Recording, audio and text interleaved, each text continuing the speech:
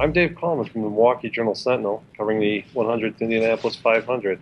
Alexander Rossi won a heck of a race today, kind of surprising. First time here, second time even on an oval. You know, he's a guy who hoped to be racing in Formula One, and was all set for Europe, and things didn't pan out quite the way he'd hoped that way. So got an opportunity to run an IndyCar this year and talk about your consolation prizes. You know, winning the biggest race of the year sure is is a good way to do it. He won it on fuel mileage, which is kind of an interesting end to the race. Probably the three fastest guys having a pit within the last 8 or 10 laps, and they just played this strategy perfectly. It was exactly what they needed to do to win the race, and he pulled it off like a veteran. It was definitely a surprise just because of his inexperience. I mean, he was fast, so if you're paying attention to the speeds, okay, well, maybe this guy can do it. But, he's just so inexperienced, and this was so out of what he's been trained to do, so out of his element from that standpoint. And he's well known in racing circles and certainly very well known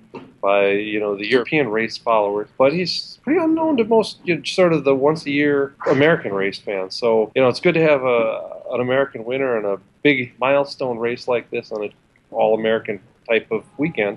But yeah, if you weren't paying attention to all sorts of racings, you might not have known anything about him.